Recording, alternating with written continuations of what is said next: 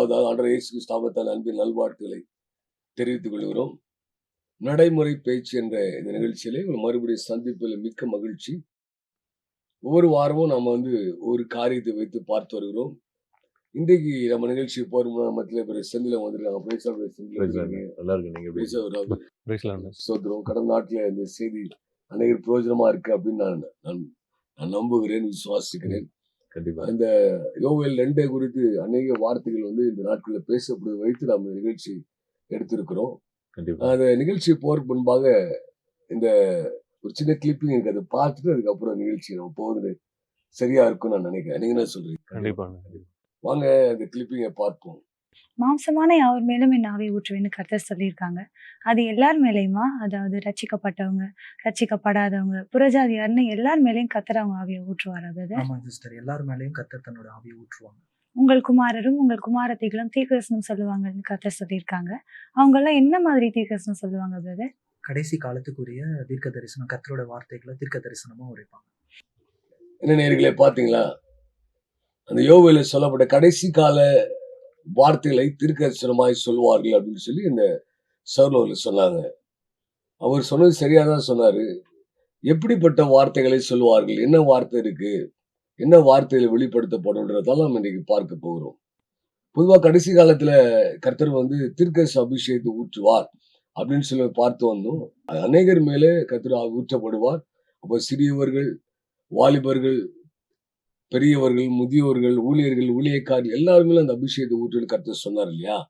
அப்போ இந்த அபிஷேகம் தீர்க்கதரிசன அபிஷேகம் என்பதாய் வேதம் சொல்லுகிறது. பரிசுத்த அபிஷேகத்தை பெறுவது ஒரு வகையா இருந்தாலும் புதிய ஏற்பாடு காலம் நம்ம பார்க்கிறோம். ஆனா அந்த நாட்கள்ல எல்லாரும் தீர்க்கதரிசனம் சொல்லுவாங்கன்னு எந்த இடத்துல சொல்லப்படலை. அதே மாதிரி சபையில எல்லாரும் தீர்க்கதரிசனம் பேசவும் இல்லை. வாலிபர்கள், மூப்பர்கள், குழந்தைகள், ஊழியக்காரர்கள் தீர்க்கதரிசனம் சொல்லல. அப்போ இந்த வசனம் என்பது கடைசி நாட்கள்ல, இது யோவேல் 2 சொல்லப்பட்டாலும் அப்போஸ்தலர் 2ஆம் அதிகாரத்துல பேதுரு சொல்லும்போது கடைசி நாட்களிலே அப்படின்னு சொல்லி அந்த வார்த்தையை வெளிப்படுத்தி காண்பிக்கிறார். இந்த கடைசி நாள் அப்படின்றது யாருக்கு கடைசி நாள் அப்படின்னு ஒரு கேள்வி இருக்குது. கடைசி நாள் அப்படின்னா யாரு கடைசி நாள்? நீங்க நினைக்கிறீங்க யார் கடைசி நாளா இருக்கும் அப்படின்னு?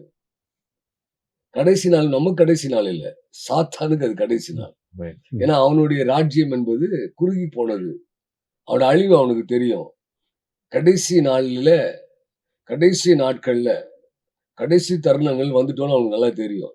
நம்ம தான் கர்த்தருடைய ஊழியத்தை நிறைவாய் முடித்து கர்த்தருடைய சமூகத்தில் நம்ம கடந்து போக போறோம்.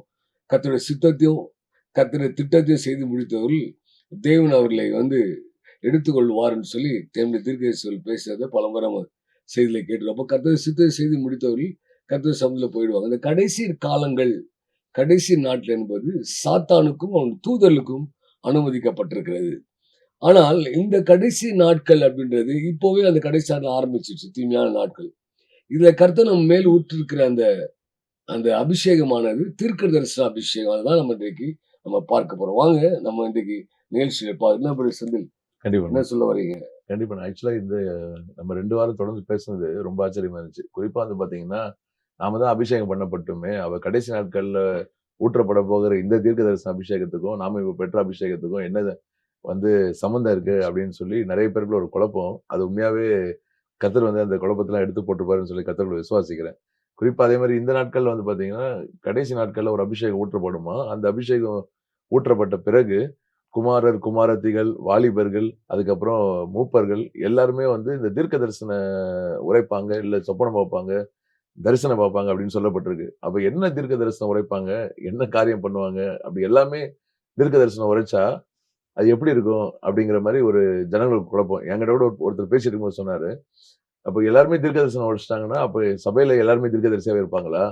இல்ல ஒரு கிறிஸ்தவ கூட்டம் நடக்குதுன்னா அப்ப எல்லாருமே தீர்க்க தரிசி இருப்பாங்க, என்ன தீர்க்க தரிசனம் சொல்லுவாங்க?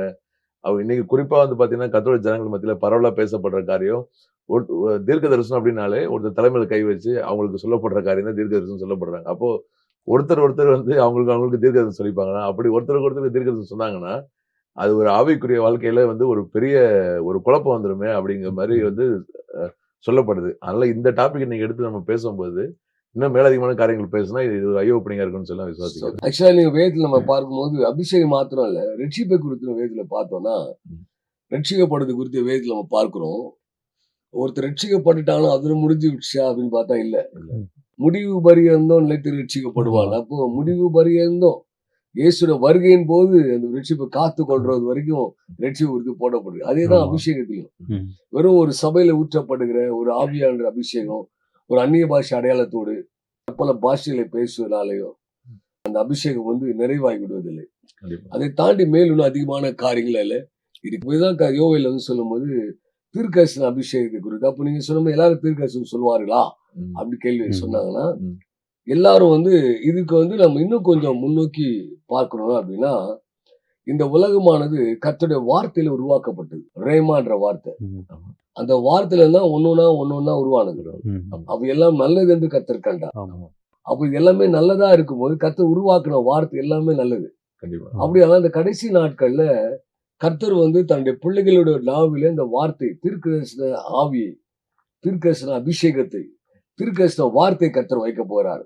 அது எப்படிப்பட்ட வார்த்தையெல்லாம் இருக்கும், எப்படிப்பட்ட வார்த்தையா இருக்கும் அப்படின்னா, இப்போ நீங்க சொன்ன மாதிரி ஒருத்தர் தலையில கை வைத்து ஜெபித்து அவங்கள பத்தி சொல்ற தீர்க்கதரிசனமா இருந்தா அப்படியே இல்ல. ஆமா.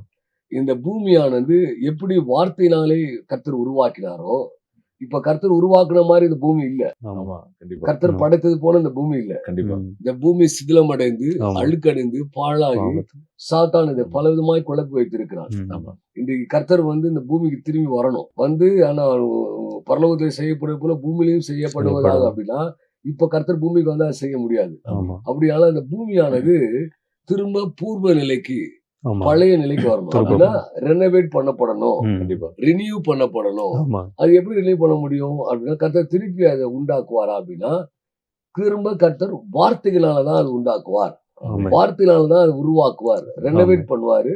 இல்லைன்னா அது வந்து திரும்பி வந்து ரீபில்ட் பண்ணுவார். ஆமா. அப்போ அந்த வார்த்தை என்பது முதல்ல கர்த்தர் வரும்போது பூமியில மனுஷனை படைக்கல. ம். உலகம் உண்டாக கடவுது அப்படின்னு சொன்னாரு. ம். அப்போ அவரு தனக்கான காரியம் சொல்லி கொண்டார்.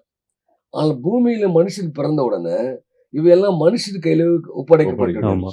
அப்போ கர்த்தர் மனுஷன்கிட்ட கொடுத்த அந்த பூமியை ம். மனுஷன் மூலியமா தான் ரெனோவேட் பண்ணணும், ஆமா. கண்டிப்பா. மனுஷன் மூலியமா தான் ரீபில்ட் பண்ணணும். மனுஷன் பாவம் பாவம். செய்ததுனால இந்த பூமி வந்து திருப்பியும் பாவம் செய்தனால அவன் அதை இழந்து போயிட்டான். இழந்து ம். போயிட்டான். இழந்து போனதை மீட்கவும் மனுஷகுமார் உலகத்துல உலகத்துக்கு வந்தார். வந்தார். ஆமா. அதை மீட்டெடுக்கவும் அதுதான் கர்த்தர் வந்து உலகத்துக்கு வந்தார். அப்ப இந்த காரியத்தை கர்த்தர் திருப்பி ரெனோவேட் பண்ணணும் அப்படின்னா அது ஒரு வார்த்தை இருக்கு. ஆ. அந்த வார்த்தை ஏற்கனவே ஆதியில பேசுறாருல, அது புதிய வார்த்தை. வெளிச்சம் உண்டா கடவுது ம். ஆமா. அதுல சொன்னார்ல, ஆமா. அதுல ஆறுகள் மச்சங்கள் உண்டா கடவுது ம். அப்படின்னு சொன்னார்ல. அந்த மாதிரி ஒரு வார்த்தை உபயோகப்படுத்தணும். இப்ப அது கர்த்தர் அதை செஞ்சிடலாம். ஆனா இத சீர்படுத்தவும் சரிப்படுத்தவும் ஆண்டவர் வந்து ஜனங்களை தேடுகிறார். அப்போ யார் மூலியமா அந்த வார்த்தை வந்து மனுஷன் பூமி கொடுக்கப்பட்டபடினால மனுஷன் மூலியமா தான் அந்த வார்த்தை வெளிப்படுத்தப்படணும். ம். அதனாலதான் கர்த்தர் தம்முடைய ஆவின் அபிஷேகத்தை நிரப்பி, அந்த ஆவின் அபிஷேகம் தான் தீர்க்கதரிசன அபிஷேகம், ம். தீர்க்கதரிசன ஆவி. அதை ஆமா. கர்த்தர் வந்து ஜனங்கள் நிரப்பி கடைசி நாட்கள்ல மாம்சமான யாவர் மேலும் ஆவியை ஊற்றுவார். ம். என்ன ஆவி? தீர்க்கதரிசன ஆவி, ஆமா. தீர்க்கதரிசன அபிஷேகம். அபிஷேகம். அந்த தீர்க்கதரிசன ஆவி, அந்த அபிஷேகம் என்ன பண்ணும்னா தீர்க்கதரிசன வார்த்தைகளே பேசும். ரெனோவேட் பண்ணப்பட்ட வார்த்தைகள், ரீபில்ட் பண்ற வார்த்தைகள், ம். ரினியூ பண்ற வார்த்தைகள். கர்த்தர் என்ன வார்த்தை சொல்றாரோ அந்த வார்த்தை. எரேமியா 1ஆம் அதிகாரத்துல பாருங்க, பார் பிடுங்கும் இடிக்கும் கட்டவும் நாட்டும் நிலை உன்னை நான் ஏற்படுத்தினேன். அப்போ இந்த நாட்கள் வரப்போற கடைசி காலத்துல, இந்த கடைசி நாட்கள்ல கர்த்தர் மாம்சமான யாவர் மேலும் ஆவி ஊற்றுவார். ம். ஒருவனை இடிக்கவும், ஒருத்தனை கட்டவும், ஒருத்தனை நாட்டவும், ஒருத்தனை பிடுங்கவும். அப்ப கர்த்தர் எந்த வார்த்தை கர்த்தர் வந்து வெளிப்படுத்துறாரோ, இடிக்கவில்லை இடிப்பாங்க, வெறும் இடிச்சுட்டே இருந்தா போதாதுல. ஆமா. ஆமா. கண்டிப்பா. ஒருத்தர் கட்டிட்டே இருந்தா போதாதுல. ம். அப்போ கட்டப்பட வேண்டியது எவைகள், இடிக்கப்பட இடிக்கப்பட வேண்டியது எவை, இவைகள். வெளிப்படுத்தப்பட வேண்டியது எவை, இதெல்லாம் வந்து தெரிஞ்சிருக்கணும். ம். அதுவும் கர்த்தரே சொல்லுவாரு. ஆமா, அது சொல்லுவார். அப்போ வந்து இதுக்காக தான் கர்த்தர் வந்து இந்த கடைசி காலத்துல இந்த தீர்க்கதரிசன அபிஷேகத்தை யோவேல் 2ல கர்த்தர் வெளிப்படுத்திருக்கிறார். நீங்களே ஆமா. சொல்ல வரீங்க. கண்டிப்பா. நீங்க சொன்னது வந்து ரொம்ப ஆச்சரியமா இருந்துச்சு. அப்போ வந்து இந்த பூமியை வந்து புதுப்பிப்பதற்கும் ஆண்டவர் வந்து 1000 வருடம் அரசாட்சி செய்வதற்கும் இந்த பூமியில வந்து கர்த்தர் ராஜாவா ஆளுமை செய்யணும் அப்படின்னா, அப்ப இந்த பூமி இப்ப வந்து ஒழுங்கின்மையும் வெறுமையா இருக்கு, பல பாவங்கள் நிறைஞ்சிருக்கு, பல அழுக்கு படைஞ்சிருக்கு. அப்ப இதெல்லாம் முற்றிலுமா நீக்குவதற்கு வெறுமையா இருக்கு. வெறுமையா எப்படி இருக்குன்னா, தேவனுடைய வல்லமை, தேவனுடைய பரிசுத்தம், தேவனுடைய எதிர்பார்க்குதல் அது தேவனுடைய வெளிப்பாடுகளை பெற்றுக்கொள்ற அளவுக்கு ஒரு தரமுள்ள பூமி அந்த பூமி இல்ல. இல்ல. இப்ப கர்த்தர் ஒருவேளை இந்த உலகத்துல வந்து பூமியில வந்து இப்போ இந்த தீர்க்கதரிசன வார்த்தைகளை வந்து ஏன் தீர்க்கதரிசன அபிஷேகத்தை கர்த்தர் ஊற்ற வேண்டும் அப்படின்னு ஒரு கேள்வி இருக்கு. ஆமா. ஏன் ஊற்றணும்? கண்டிப்பா. அபிஷேகம் பண்ணப்படுறது ஏன் தீர்க்கதரிசன வார்த்தை ஊற்றுறோம் அப்படின்னா, இது எல்லாத்துக்கும் முக்கியமான காரணமா மெயினா சொல்லப்படுவது எழுப்புதல். எல்லா இடத்துலயும் புதிய ஏற்பாட்டு காலத்திலயும் சரி, பழைய ஏற்பாடு காலத்திலும் சரி, ஒரு எழுப்புதல் தான் வந்து எந்த ஒரு காரியம் ஆரம்பிக்கப்பட்டது.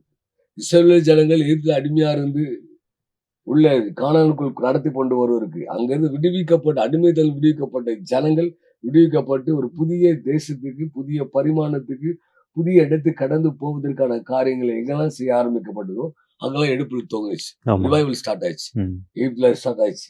புதிய ஏற்பாடு காலத்துல சபைகள் உருவாக, அப்ப அங்க சபை உருவாகி எடுப்புல வந்துச்சு.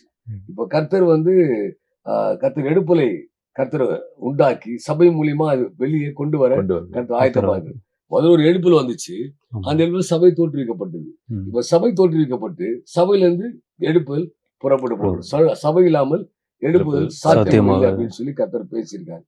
அப்போ ஒவ்வொரு ஜனங்களுக்குள்ளும் அந்த தீர்க்கதரிசன வார்த்தை வந்து போடப்படணும், தீர்க்கதரிசன உரத்தப்படணும் அப்படின்றதுதான் அந்த ஆவி தீர்க்கதரிசன அபிஷேகத்தை கர்த்தர் ஊற்றுறார். நீங்க என்ன சொல்ல வரீங்க? கண்டிப்பாண்ணே. இப்போ அது நம்ம பேசும்போது வந்து எனக்குள்ள கூட ஒரு கேள்வி இருந்தது. தீர்க்க தரிசன அபிஷேகம் வந்து எல்லாருமே தீர்க்க தரிசனம் உரைக்கிறாங்க. அப்போ அவங்க வந்து என்னென்ன காரியங்கள்னு சொல்லி நீங்க சொன்னீங்கன்னா, ஆனா எதற்காக அந்த காரியங்கள் சொல்லணும்? எதற்காக அவங்க அந்த காரியங்கள வெளிப்படுத்தணும் தீர்க்க தரிசனத்தில அப்படின்னு சொல்லும்போது, நீங்க அந்த அழகா சொன்னீங்க. அந்த பூமி வந்து இந்த காலகட்டத்தில தேவன் எதிர்பார்க்கிற வண்ணமாக இல்ல. அப்போ அது புதுப்பிக்கப்படுறதுக்கு வந்து அந்த வார்த்தைகள் கடந்து வரணும். இப்போ ஏற்கனவே சொன்னது போல உரைக்கப்பட்ட வார்த்தை, உரைக்கப்பட வேண்டிய வார்த்தைகள். அப்போ எந்த வார்த்தைகள் அது உரைக்கப்பட்டா பூமி தன்னுடைய பழைய நிலைமைக்கு திரும்பும். அப்போ அப்படிப்பட்ட வார்த்தைகள உரைக்கிற தீர்க்கதரிசிகள் வந்து எழுப்பப்படணும். அப்போ அதுக்கு தான் அந்த தீர்க்க தரிசன அபிஷேகம் அப்படின்னு சொன்னது ஒரு நல்ல பெரிய ஒரு ஐ ஓப்பனிங். கண்டிப்பா நெறைய பேருக்குள்ள அந்த கேள்வி இருக்கு. அவங்களுக்கு ஒரு நல்ல ஒரு பதிலா வந்து இது இருக்குதுண்ணா. கண்டிப்பா. புதிய காரியங்களை கர்த்தர் வெளிப்படுத்த வேண்டுமானால் இப்போ தேவன் எதிர்பார்க்கிற அளவுக்கு எந்த ஒரு காரியமும் இருக்கணும். அது ஒரு பூமி மாத்திரம் இல்ல, ஒரு மனுஷனா இருந்தாலும் கர்த்தர் எதிர்பார்க்க லெவலுக்கு ஒரு ஆவியை கர்த்தர் ஊற்றிட்டார். அபிஷேகம் பண்ணப்பட்டாங்க. அந்த அபிஷேகம் நிறைவாக்கப்பட, அது இன்னும் மேலதிகமாய் புதுப்பிக்கப்பட, இன்னும் மேலதிகமா அது வந்து மெருகேற்றப்பட, அதாவது நமக்கு வந்து ஆவிக்குரிய நிலையில வந்து ஆவிக்குரிய வளர்ச்சி அப்படின்னு ஒண்ணு இருக்கு. அது வந்து பரிசுத்த ஊற்றப்படும் வச்சுங்க. ஆவிக்குரிய முதிர்ச்சி என்பது தீர்க்கதரிசன அபிஷேகம் ஊற்றப்படுது. ஒரு ஆவிக்குரிய வளர்ச்சி எப்படிக்கான ஆவியை பெற்றிருக்கிறாங்க, ஆவியான பரிசுத்த ஆவி நிறைஞ்சு இருக்கிறோம் அப்படின்றது வந்து ஸ்பிரிச்சுவல் growth. அது ஃபுல்னஸ் இல்ல, அப்பதான் வளர்றது வளர்ச்சி. முதிர்ச்சி என்பது அது முதிர்ச்சியா இருக்கிறவங்க தான் கர்த்தர் தீர்க்கதரிசன வார்த்தைகளை அவங்க தாகமா இருப்பாங்க. அவங்க ஏன்னா அவன் வந்து வெறும் போய் சும்மா ஒரு மனுஷன் மேல் தலை கை வச்சு அவனை பத்தி தீர்க்க சொல்றது இல்ல. உண்டாக வேண்டிய வார்த்தைகள் வெளிப்படுத்த வேண்டிய காரியம். அப்ப எதெல்லாம் உண்டாகணும்? நன்மைகள் உண்டாகணும், தீமைகள் மட்டுப்படுத்தப்படணும், தீமைகள் அழிக்கப்படணும். தேசத்துல இருக்கிற பல இடங்கள்ல இருக்கிற கர்த்தருடைய மறைக்கப்பட்டிருக்கிற ரகசியங்கள், மறைக்கப்பட்டிருக்கிற வெளிப்பாடுகள், மறைந்திருக்கிற காரியங்கள். பழைய ஏற்பாடு காலத்துல பாருங்க, இஸ்ரவேல் ஜனங்கள் பல இடங்கள்ல வந்து தாங்கள் கர்த்தர் எழுதி கொடுத்திருந்த அந்த ஓலை சுவடிகள், அந்த புத்தக சுருள் எல்லாத்தையும் பல இடங்கள்ல மலைகள்ல ஒளித்து வைத்திருந்தாங்க. இதெல்லாம் கண்டுபிடிக்கப்பட்டு இது ஜனங்களுக்கு வெளிப்படுத்த வேண்டிய காரியங்கள், வெளிப்படுத்த வேண்டிய வண்ணமா வெளிப்படுத்த வேண்டிய காரியங்கள் எங்கெல்லாம் மறைக்கப்பட்டிருக்கு. இப்படி மறைக்கப்பட்டிருக்கிற தேவ ரகசியங்கள், தேவ வெளிப்பாடுகளை பெற்றுக்கொள்ளதான் கர்த்தர் இந்த தீர்க்கதரிசன ஆவின் அபிஷேகத்தை ஊற்றுகிறார். இது ஒரு மகிமையான ஒரு காரியம். இது எல்லாத்துக்கும் முத்தரமா இருப்பது என்னன்னு பாக்க எழுப்புதல். இததான் ஃபோக்கஸ் பண்ணி சத்ரு அது எல்லாவற்றையும் குழப்பி ஜனங்களை வந்து எழுப்புதல் வருவதற்கு முன்பாக இந்த தீர்க்க தரிசன தலைமுறை எழும்பி இவங்க வந்து அந்த பணிகளை செஞ்ச தீர்க்கதரிசன அபிஷேகம் ஊற்றப்படுவதற்கு காரணமா இருக்கணும். தீர்க்கதரிசன ஆவி ஊற்று கர்த்தர் சொல்லிட்டார்ல, அது யார் மேல ஊற்றுவேன் அப்படின்னு ஒரு கேள்வி இருக்கு. அவங்க எதற்காக ஊற்றப்பட வேண்டும் ஒரு கேள்வி இருக்கு. அப்போ யார் மேல ஊற்றுவார் அப்படின்னா, யாவர் மேலும் ஊற்றுவேன். அப்படி பார்த்தா எல்லா ஜனங்களும் கர்த்தருடைய ஜனங்களா இருப்பாங்க. அப்ப அந்த காலத்துல அந்தி கிறிஸ்து இருப்பான், அந்திக்கு சபைகள் காட்டுல இருப்பாங்க, அந்திக்கு சபைகள் இருக்கும், அந்திக்கு ஊழியக்காரர் இருப்பாங்க, கள்ள ஊழியக்காரர் எல்லாரும் மேல இல்ல, கர்த்தருடைய பிள்ளைகள் மேல, அழைக்கப்பட்ட பிள்ளைகள் மேல யாருடைய நாவை கொண்டு கர்த்தர் பயன்பட ரினோவேட் பண்ண வேண்டிய வார்த்தைகளை, ரேமா உரைக்கப்பட வேண்டிய வார்த்தைகளை கர்த்தர் யார் நாவல வைக்கும்படி கர்த்தர் திட்டம் வைத்திருக்கிறாரோ, ரெனோவேட் பண்ற காரியம், ரினியூ பண்ற காரியங்கள், ரீபில்ட் பண்ற காரியங்களை கர்த்தர் யார் நாவலா வச்சிருக்காங்களோ அவங்க மேல அந்த அபிஷேகத்தை கர்த்தர் ஊற்றி அவங்களை கர்த்தர் எழும பண்ணுவார். அவங்க புறப்பட்டு கடந்து போய் கால் நிக்கிற இடத்துல தன்னுடைய வார்த்தையில வெளிப்படுத்துவார். சொல்லுங்க, அந்த இடத்துல காரியங்கள் வெளிப்படுத்தப்படும். அவங்க போய் நின்று ஜெபிக்கிற இடத்துல அந்த மறைந்திருக்கிற ரகசியம் வெளிப்படுத்தப்படும். அதுல அபிஷேகம் ஊற்றப்படும். அதுல ஜனம் வந்து சபைகளை போய் நின்னாங்கன்னா கர்த்தர் வந்து அந்த அபிஷேகம் ஊற்றுவார். அப்போ இந்த மாதிரி காரியம் தீர்க்கதரிசன அபிஷேகத்தை பெற்றுக்கொள்வதற்கு ஆண்டவர் சொல்றாரு. நீங்க பாருங்க, எழுப்புதலை குறித்து ஆரம்பிக்கும் போதே கர்த்தர் எழுப்புதல் 7 விதமான எழுப்புதலை குறித்து கர்த்தர் பேசியிருக்காரு. வெறும் எழுப்புதல், 7 விதமான எழுப்புதல். உங்களுக்கு தெரியல, 7 விதமான எழுப்புதல். இன்னொன்னு 7 விதமான தலைமுறை. எழுப்புதல் தலைமுறை வேற, தீர்க்க தரிசன தலைமுறை வேற. அப்போ 7 எழுப்புதல், 7 தலைமுறை. நிறைய இடத்துல நம்மளுடைய இந்த புல்பீட்ல நம்ம நிறைய இடத்துல ஜெபம் நடத்திருக்கோம். 7 விதமான எழுப்புதல் எப்படிலாம் இருக்கும் அப்படின்னு. அப்போ 7 விதமான எழுப்புதல் தலைமுறை, அதெல்லாம் எப்படிலாம் இருக்கும், அந்த எழுப்புதல் தலைமுறை என்னெல்லாம் செய்வாங்க. அப்போ இதெல்லாம் எழுப்பப்படுவதற்கு முன்பாக தீர்க்க தரிசன தலைமுறை எழுப்பப்பட வேணும். ஏன்னா அந்த கர்த்தருடைய வார்த்தையை வெளிப்படுத்துற யார் அப்படின்னா, ஒருவேளை ஜெபிக்கிற எழும்பல் முன்பாக, கட்டுற எழும்பல் முன்பாக, இடிக்கிற எழும்பல் முன்பாக, இதுக்கு முன்பாக தீர்க்க தரிசனம் உரைக்கிற தீர்க்க சந்ததிகள் தலைமுறையில் பிறப்பிக்கப்படணும். இப்போ இவர்கள் எழும்பி உரைக்கணும். அவன் உரைக்கும் போதுதான் கர்த்தருடைய வார்த்தைகள் வெளிப்படும். அவன் மறைந்திருக்கிற ரகசியங்கள் வெளிப்படப்படும். அதுக்காக தான் கர்த்தர் இந்த தீர்க்க தலைமுறையை எழுப்புகிறார். நீங்க என்ன சொல்றீங்க? கண்டிப்பா. நான் இப்ப நீங்க சொன்னது ஆச்சரியம். எனக்கு ஒரு சந்தேகம் வருது. என்ன அப்படின்னா, இப்போ அப்ப ஒரு பூமியை வந்து புதுப்பிக்கிறதுக்கு ஒரு பெரிய ஒரு பணியை வந்து கர்த்தர் வந்து வச்சிருக்காரு. அதனாலதான் வந்து இந்த யோவேல்ல கர்த்தர் வந்து கடைசி நாட்கள்ல ஒரு கூட்ட ஜனங்கள் மேல இந்த அபிஷேகத்தை ஊற்றுவேன் அப்படின்னு சொல்லி கர்த்தர் வாக்கு பண்ணியிருக்காங்க. அப்ப அந்த அபிஷேகம் இறங்கி வரும்போது அப்போ அவங்களோட செய்ய வேண்டிய பணிகள் எல்லாமே ரொம்ப வித்தியாசமா இருக்கும். நம்ம வந்து இன்னும் டீப்பா போய் பார்த்தோம் அப்படின்னா, அதுல வந்து ஒரு சில இப்ப நீங்க சொன்னீங்களே, சில பேர் வந்து நன்மைகளை உயிர்ப்பிக்க வந்து கர்த்தர் பயன்படுத்துவார், சில பேர் வந்து தீமைகள் மட்டுப்படுத்த பயன்படுத்துவார். அதே மாதிரி அந்த சிறு பிள்ளைகள் மேல, வாலிப பிள்ளைகள் மேல, ஊழியக்காரர்கள் மேல, வயோதிபர்கள் மேல அந்த அபிஷேகம் ஊற்றப்படும் போது, அப்போ ஒவ்வொருத்தரும் ஒவ்வொரு பணி செய்வாங்களே. இப்ப எல்லாருமே வந்து ஒரு கூட்ட ஜனங்கள் எல்லாருமே அந்த நன்மை உயிர்ப்பிக்கிற பணியை செய்ய மாட்டாங்க. எல்லாருமே தீமை அழுத்தி போடுற பணி செய்ய மாட்டாங்க. அந்த அபிஷேகம் இறங்கி வரும்போது கர்த்தர் அவங்களை பயன்படுத்தும் போது அப்போ என்னென்ன மாதிரி காரியங்கள் செய்வாங்க? அது மாதிரி இத்தனை வகையான தலைமுறையினர் அப்படி ஏதாவது இருக்கானே? இல்லைன்னா தலைமுறையில பாத்தீங்கன்னா கர்த்தர் வந்து தீர்க்கதரிசனமா கர்த்தர் பேசியிருக்காரு. சிதிலம் மடந்தைகளை சீர்படுத்துகிற தீர்க்கதரிசிகள் ஒரு கூட்டம் வந்து அதை செய்வாங்க. உயிர்ப்பிக்கிற வார்த்தைகளை பேசுகிற தீர்க்கதரிசிகள். அப்போ வந்து அந்த தீர்க்கதரிசனம் வரைக்கிற தீர்க்கதரிசிகள். அப்ப இதெல்லாம் எப்படி வருவாங்க? ஆலோசனை சொல்ற தீர்க்கதரிசிகள். எங்க போகணும், எப்படி போகணும், யாரை நடத்தணும், சபை எந்த மாதிரி காரியங்களை பெற்றுக்கொள்ளணும், அவங்களுக்கு வந்து வெளிப்பாடுகள் எப்படி பெற்றுக்கொள்ளணும், அவர் வந்து கர்த்தர் வந்து எப்படி என்ன மாதிரி கட்டளை வச்சிருக்காரு, என்ன கற்பனை. நம்ம இது வரைக்கும் இஸ்ரவேல் ஜனங்கள் அடிமைத்தன் எகிப்துல இருந்து புறப்பட்டு கானான்ல போய் ஒரு ஆராதனை ஸ்தலத்தை ஆரம்பித்து ஒரு கூடாரத்தை கட்டி ஒரு தேவாலயத்தை கட்டுவதற்கு தானே இங்க வந்து கற்பனைகள், கட்டளைகள், வெளிப்பாடுகள், பிரமாணம் சொல்லப்பட்டது. இது பூமிக்குரிய சொல்லப்பட்டது. இப்போ இந்த வரப்போற ராஜா இந்த இடத்துல ராஜாவாய் வரப்போறாரு. அந்த ராஜாவுக்கு வழியை ஆயத்தப்படுத்தணும். எந்த வழியை ஆயத்தப்படுத்தணும், அவருக்கு எது உகந்த வழி, எது அவருக்கு ஏற்ற வழி, எது. சாத்தான் அந்த வழியை, அந்த வாசல் அடைக்க பார்ப்பான். சாத்தான் எதை அடைக்க பார்க்கறான்? சாத்தானுக்கு ஆண்டு வர்ற வழி, எந்த வழியில வந்து ஆண்டு வர்ற வழியை வந்து தடைப்படுத்துகிறான். தானியேல்ல பார்த்தாலே தெரியும். தானியேல் ஜெபித்து கொண்டிருந்த போது ஒரு கட்டளை வெளிப்படுது. மேல இருந்து கேப்ரியல் இறங்கி வரும்போது காபிரியலுடைய வழியே தடை செய்கிறான். அந்த வழி வாசலை வந்து மேல இருக்கிற அந்த வானமண்டல பெர்சியா தேசத்தின் அதிபதியா இருக்கிறவன் வந்து அதை வந்து தடைப்படுத்துகிறான்.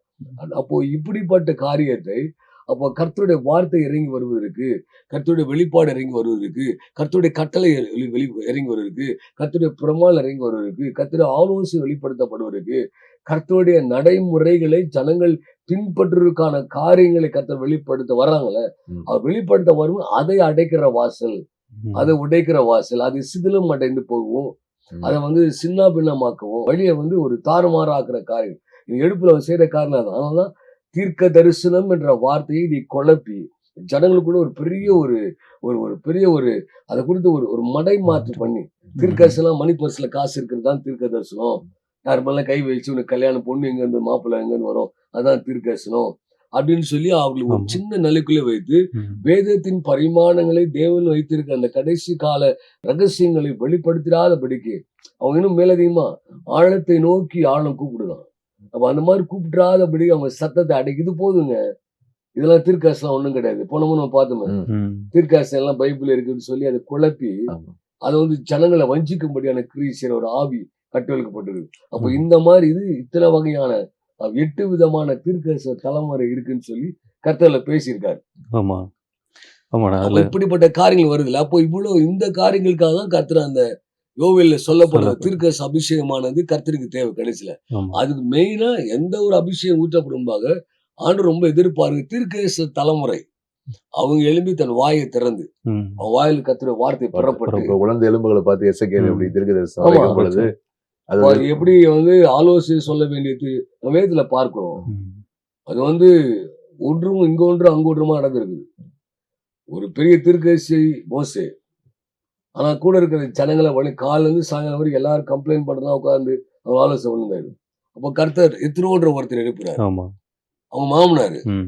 அவருக்கு ஒரு சம்மந்தம் கிடையாது. ம். ஆனா அவரு எழுப்பி அவருக்கு இருக்கிறதுக்கான வெளிப்படுத்துறாரு. ம். மோசே நீங்க ஏன் உள்ள இந்த மாதிரி இருக்கிறீங்க? நீங்க வந்து 50 பேருக்கு, ம். 100 பேருக்கு, ஆமா. 1000 1000 பேர். தலைவர் ஏற்படுத்துங்க. ஆமா. அவர் விசேடம் மேல் அதிகமான முக்கியமான காரியத்தை ஜனங்க உங்ககிட்ட கொண்டு வரட்டும் ஆலோசனை. ம். இது கர்த்தருடைய பிள்ளைகளை வழிநடத்த, அதாவது தேவ ஊழியக்கார் தேவ தீர்க்கதரிசி வேற ஏதாவது வழியில டைட் பண்ண வச்சு அவர் கர்த்தரோடு இருக்கட்டும், கர்த்தருடைய வார்த்தையில பெறட்டும், கர்த்தருடைய தரிசனம் பெறட்டும், அடுத்து புதிய காரியங்கள் மேல இருந்து இறங்கி வர பண்றாரு. நீ மேல போக காத்துருங்க, கர்த்தர் நிறைய காரியம் பேசுவாரு. நாங்க இங்க வந்து வரவங்களுக்கு அன்னைக்கு மாடு காணாம போயிடுச்சு, ஆடு காணாம போச்சு, பக்கத்து வீட்டுல இடத்துல பிரச்சனை, இதெல்லாம் நாங்க கீழே இருக்கிற 50 பேர் நாங்க அதை சரி. பாத்துறோம்னு சொல்லி அப்படி ஒரு ஆலோசனை சொல்லதை நம்ம பார்க்கிறோம். பார்க்கிறோம். ஆமா. நீங்களும் அப்ப சொல்லுங்க அபி. கண்டிப்பாண்ணா. இப்போ அந்த தீர்க்க தரிசன தலைமுறைய குறிச்சு நெறைய காரியங்கள் இப்போ சொன்னீங்கண்ணா. உண்மையிலே அது ரொம்ப ஒரு ஐ ஓப்பனிங்கா இருக்கும். ஏன்னா நெறைய பேருக்குள்ள அந்த வந்து சந்தேகம் இருந்தது. ஏன்னா குமாரரும் தீர்க்க தரிசனம் உரைப்பாங்க, குமாரத்திகளும் தீர்க்க தரிசனம் உரைப்பாங்கன்னு சொன்னாங்க. வாலிபர்கள் சொல்லுவாங்க. அப்புறமா வந்து ஊழியக்காரர்கள் எல்லாருமே சொல்லுவாங்கன்னா, அப்போ அவங்க என்னதான் சொல்லுவாங்க? எப்படிப்பட்ட காரியங்கள சொல்லுவாங்க? அப்போ அவங்களுக்கு வந்து என்னென்ன காரியம் எல்லாரும் ஒரே செயல செய்வாங்களா? இல்ல எல்லாருக்கும் ஒவ்வொரு பணிகள் இருக்குதா?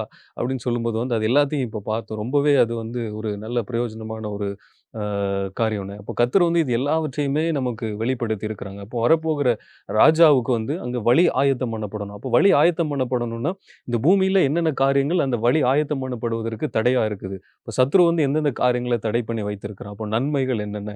அப்போ தீமைகள் என்னென்ன? நீங்க சொன்னது போல அந்த எசேக்கியேல நம்ம பார்க்கும்போது கூட, அவர் வாயில கர்த்தர் அந்த வார்த்தையை வைத்து, அங்க பெலத்தியா வந்து விரோதமான காரியங்கள், சபைக்கு விரோதமா அந்த எருசலேம் தேவாலயத்தில நின்று தீமையான காரியங்கள அவர்கள் வந்து சிந்தித்துக் கொண்டிருக்கிறாங்க. அப்போ எசேக்கியேல்ல உடைய வாயில கர்த்தர் அந்த தீர்க்கதரிசன வார்த்தைய தான் வைக்கிறாங்க.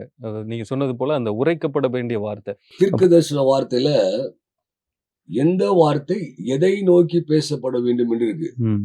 மறைந்திருந்து கிரியை செய்கிற காரியங்களை கர்த்தர் வந்து தேவாலயத்துல கொண்டு போய் தீர்க்கதரிசன முறை என்று சொன்னார். ஆமா. அவரு நான் அந்த வார்த்தையை சொன்ன தீர்க்கதரிசி வந்து எசேக்கியேல் உரைத்தார். ஆமா.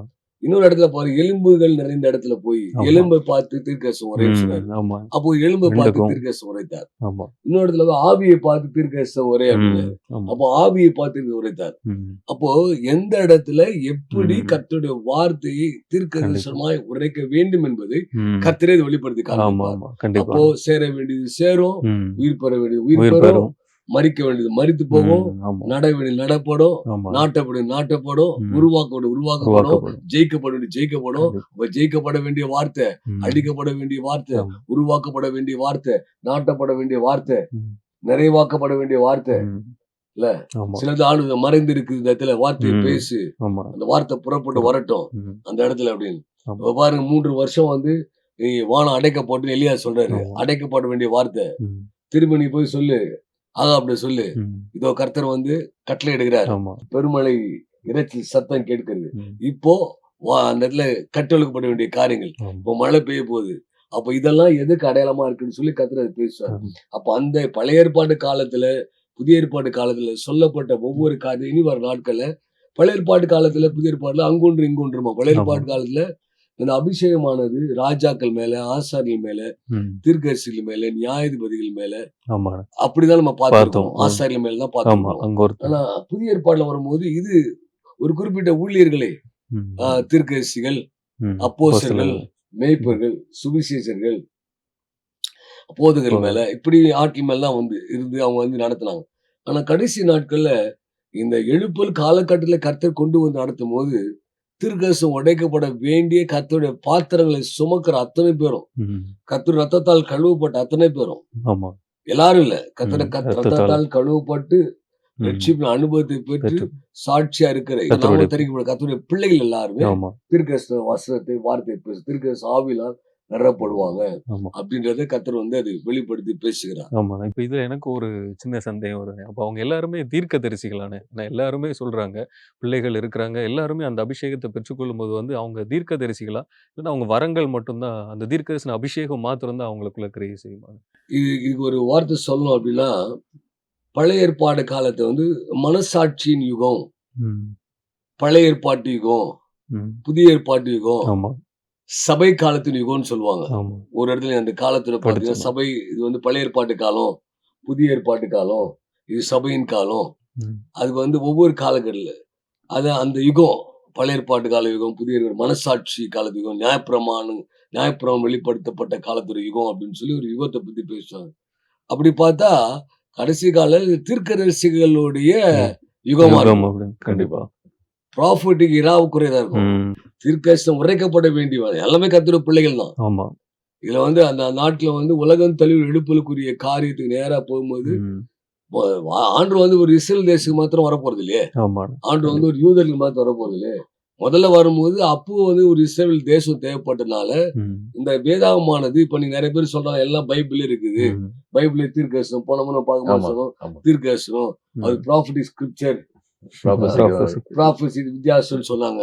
ம். உண்மைதான், பழைய ஏற்பாட்டு காலத்துல சொல்லப்பட்டது இன்னும் இஸ்ரவேல் தேசத்து யூதா ஜனங்களை மாத்திரம் குறிப்பிடப்பட்டது. ம். இன்றைக்கு கர்த்தர் அது இல்ல. ஆமா. அன்றைக்கு வந்து அபிஷேகம் பண்ண முடியாது. அதான் பேதுரு சொல்றாரு, அபிஷேகத்தை நான் பார்க்கும்போது புறஜாதிகள் மேல ம். அந்த அபிஷேகம் ஊற்றப்படுது பார்க்கும்போது அது மெய் செலுத்து போறாரு. ஆமா. நம்ம மேல் கர்த்தர் கிருபை வைத்த கர்த்தர் புறஜாதி மேல வைக்கிறாரு. ம். அப்ப அபிஷேகம் மாத்திரம் தான் ஊற்றப்பட்டது. ம். இப்ப அந்த கடைசி காலத்துல கர்த்தர் தீர்க்கதரிசன அபிஷேகத்தை ஊற்ற போகிறார். கண்டிப்பா.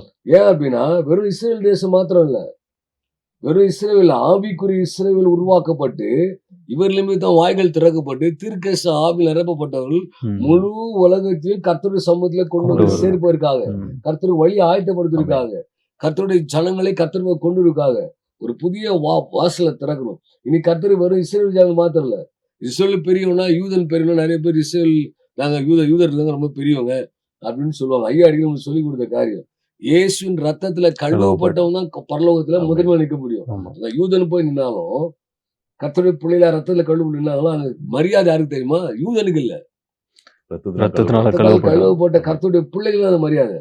அப்படின்னா கடைசி நாட்கள போற யூதரா மேல போற போவோம் இல்ல, எல்லாரும் ரத்தத்தால் கழுவப்பட்டு தேவனால் அழைக்கப்பட்டு இதில் ஏற்படுத்தப்பட்டு தேவனுக்கு வழி ஆயத்தப்படுத்த போற எல்லா ஜாதியார், எல்லா கோத்திரம், எல்லா இன மக்கள், திரளான கூட்டத்தார், இவங்க எல்லாருமே கர்த்தருடைய சமூகத்துல வந்து கடைசி கால ஊழியத்தை செய்வதற்கு தீர்க்கதரிசன அபிஷேகம் நிரப்பப்படுகிற வேண்டிய ஒரு காரியத்தை செய்கிற அந்த தரிசனங்களை கடந்து வருவாங்கன்றதான் அந்த யோவேல் 2ல கர்த்தர் வாக்கு சொல்லப்பட்டிருக்கு. பண்ண இந்த தீர்க்கதரிசன வார்த்தை. ஆமா. இதைதான் கர்த்தர் வந்து அதுல சொல்ல வருகிறார். ம்.